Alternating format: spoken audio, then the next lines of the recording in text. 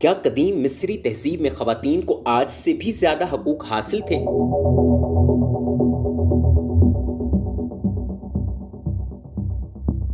آج 21ویں صدی کے جدید دور میں دنیا کے کئی ممالک ایسے ہیں جہاں خواتین کو بنیادی حقوق تک حاصل نہیں۔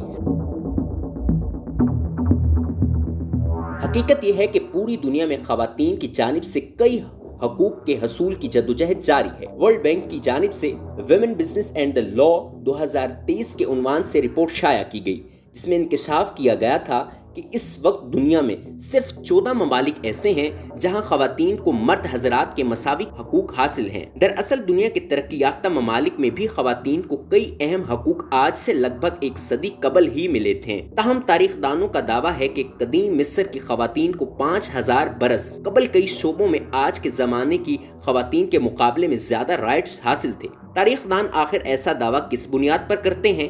قدیم مصر میں خواتین کو مردوں کے مساوی کون سے حقوق حاصل تھے؟ کیا واقعی قدیم مصری تہذیب میں خواتین کو آج کے زمانے سے زیادہ حقوق حاصل تھے؟ اور کیا خواتین کے حقوق کے لحاظ سے مصر کی قدیم تہذیب جدید معاشرے کے لیے مشعل راہ ہے؟ یہ وہ اہم سوال ہیں جن کا جواب ہم اس ویڈیو میں آپ کے سامنے رکھیں گے۔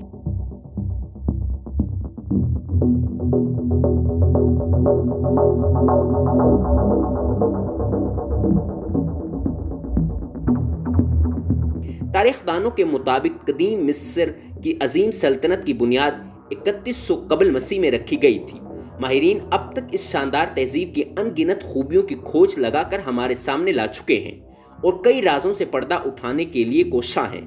مورخین کا دعویٰ ہے کہ اس قدیم رہن سہن میں خواتین کو بہت زیادہ حقوق اور آزادیاں حاصل تھیں۔ تاریخ دانوں کے مطابق قدیم مصر میں خواتین کا مقام مردوں کے برابر تھا اور قانونی لحاظ سے خواتین کو مردوں سے بھی زیادہ حقوق حاصل تھے۔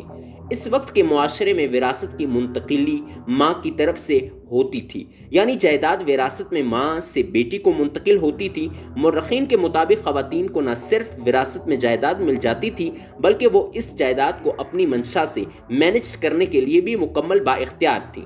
ماہرین کے مطابق قدیم مصر کی خواتین کو وصیت کرنے، قانونی دستاویزات میں گواہی دینے، جیوری میں بیٹھنے، بچے گود لینے اور عدالتوں میں کیس دائر کرنے جیسے اہم قانونی حقوق حاصل تھے۔ قدیم مصر کی تہذیب میں اکثر لڑکیوں کے لیے رشتوں کا انتخاب ان کی فیملیز کرتی تھیں، تاہم لڑکی کو کسی سے شادی پر مجبور نہیں کیا جا سکتا تھا اور انہیں اپنی فیملی کی جانب سے منتخب شدہ کسی بھی مرد سے شادی سے انکار کا حق حاصل تھا، یعنی قدیم مصر میں لڑکیوں کو جبری شادی پر مجبور نہیں کیا جا سکتا تھا۔ تاریخ دانوں کا کہنا ہے کہ شادی کے بعد بھی خواتین کو کاروبار کی مالک ہونے اور اسے چلانے کا اختیار حاصل تھا۔ شادی شدہ خواتین جہاں روایتی گھریلو کردار اور ذمہ داریاں نبھاتی تھیں، وہیں انہیں ہر قسم کا پیشہ اپنانے کی قانونی آزادی حاصل تھی۔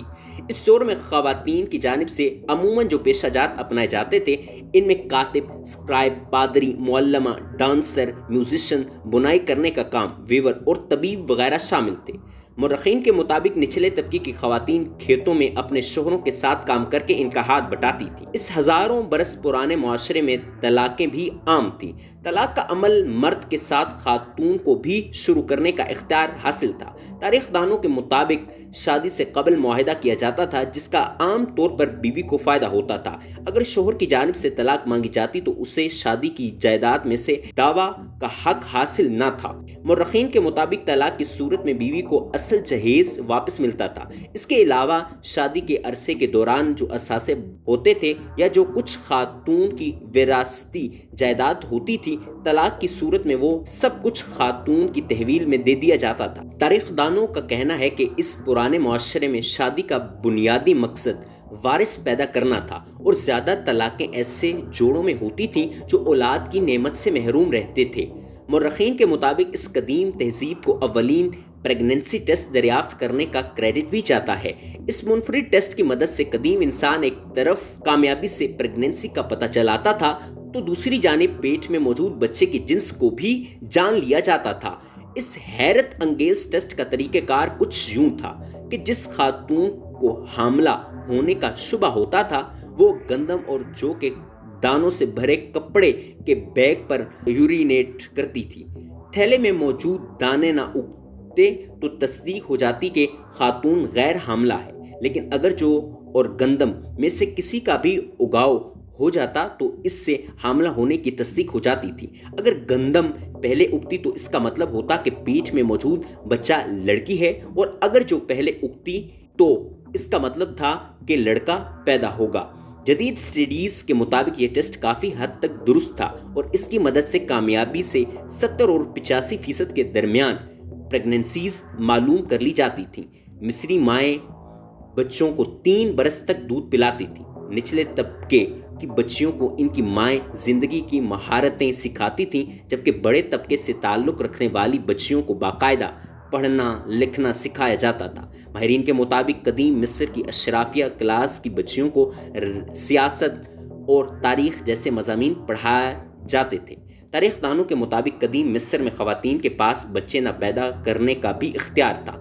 اس حوالے سے اس زمانے کا جو طبی مواد ملا ہے، اس سے پتہ چلتا ہے کہ اس دور میں برتھ کنٹرول کے مختلف طریقے موجود تھے۔ اب سوال یہ پیدا ہوتا ہے کہ قدیم مصری باشندوں نے خواتین کو اتنی آزادیاں اور حقوق کیسے دیے تھے؟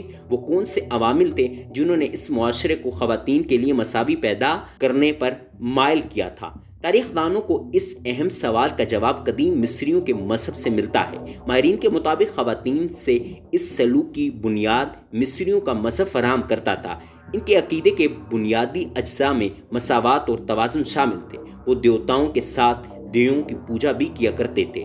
ان کے دیوتاؤں اور دیووں فیمیل ڈائٹس کی تعداد 2000 سے زائد بتائی جاتی ہے۔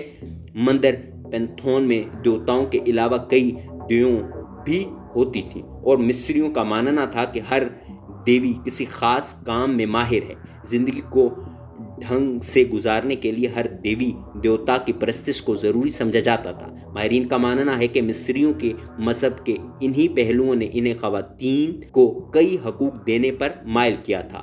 مذہب اور طاقتور دیوتاؤں کے علاوہ اینسنٹ ایجپٹ کی تاریخ کو طاقتور خواتین نے بھی متاثر کیا۔ ان میں سے ایک خاتون ہاٹ شپ سوٹ ہیں، جنہیں لگ بھگ 22 برس تک حکمرانی کا اعزاز حاصل ہے۔ تاریخ دان انہیں قدیم مصر کی سب سے طاقتور اور کامیاب حکمران قرار دیتے ہیں۔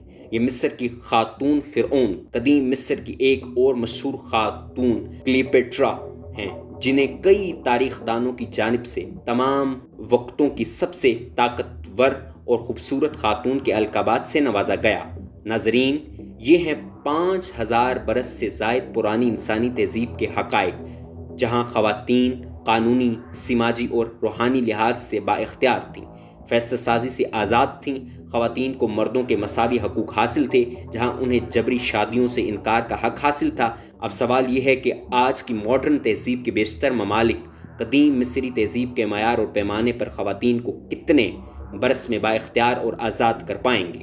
کیا جدید دنیا کی خواتین کو تعلیم، شادی، کریئر بنانے اور من پسند پروفیشنز اپنانے میں وہ آزادی کبھی مل پائے گی جو قدیم مصری خواتین کو ہزاروں برس قبل دستیاب تھی؟